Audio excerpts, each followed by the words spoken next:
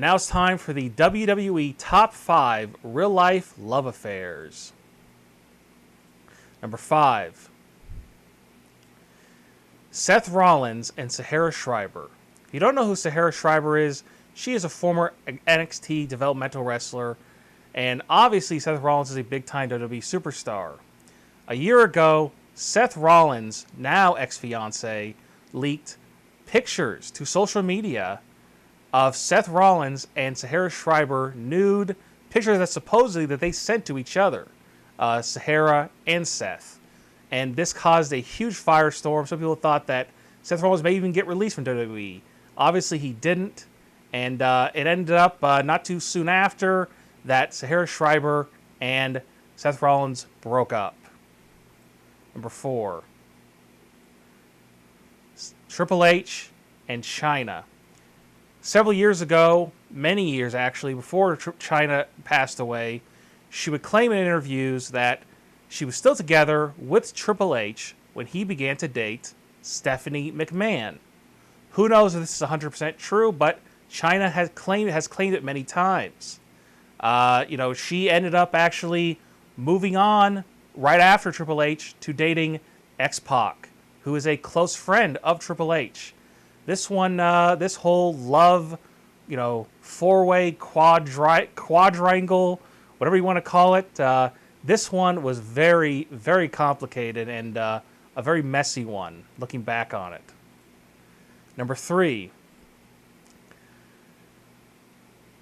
John Morrison and Melina. Obviously, this one is also very complicated. John Morrison and Melina have had a very up and down relationship over the years, and it really started back in the mid-2000s when there were rumors about her and Batista having an affair.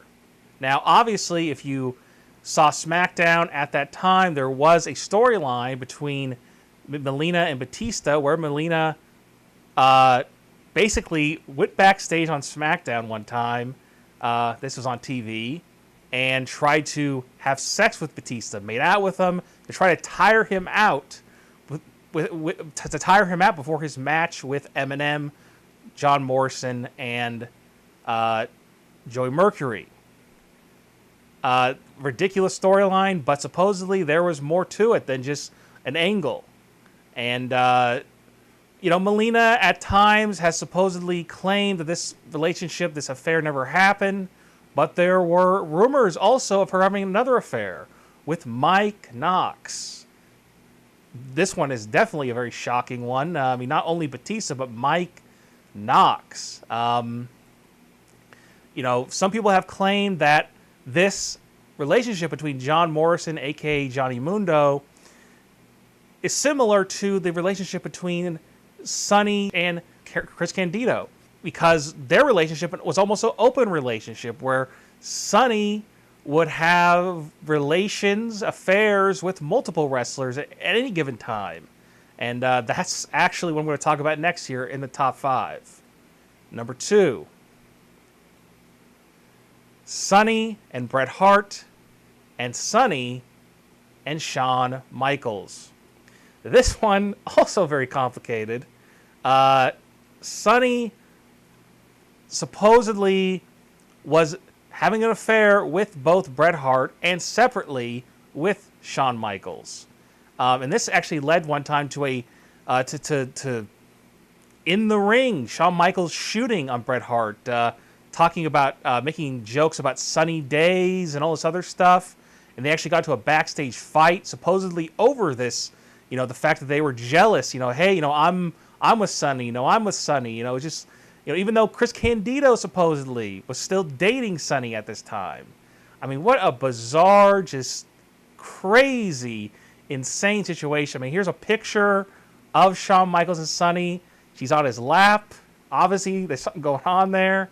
Her and Davey Boy Smith, the British Bulldog, supposedly had a thing as well. And now it's time for the number 1 real-life WWE love affair. At one time, Matt Hardy and Lita were a happy couple. For several years, actually. And they even were an on-screen couple as well. But soon, that all changed when Lita had an affair with Edge. Yes, this one is very, very famous. They actually had Edge and Matt Hardy feud on television for several months. I remember back in 2006 when this happened, just the insanity of the online craziness at the time. People online hated Edge, they hated Lita, and they all were backing Matt Hardy. Things got so crazy that Matt Hardy at the time was just going nuts on the internet, posting videos, just, bashing Edge and Lita for doing this to him. He was very open and honest about it. He did a shoot interview talking about it. This led to his temporary release from WWE, only about a month. He came back, then in this crazy angle where he was acting like he was, some outsider trying to get into WWE, like he talking about Ring of Honor, screaming, being taken away by security. It was nuts. At the beginning, the feud started out good between Edge and Matt Hardy. Then Matt Hardy started getting buried. He was beaten senseless constantly by Edge, and Edge ended up winning the feud, and Matt Hardy ended up going to SmackDown, and he was buried for several years after that. And it's just crazy situation. Supposedly, this Edge Lita thing was a very short-term thing. It really only lasted, I think, a few weeks. When really started when Matt Hardy, from what I remember, was injured or something like that, and Lita was on the road managing Christy Hemme, and this ended up leading to, because Matt Hardy wasn't there, Edge and Lita shacking up together, obviously. And I mean, for the looks of it today, Matt Hardy has still not gotten over it. He is broken. He is broken, Matt Hardy.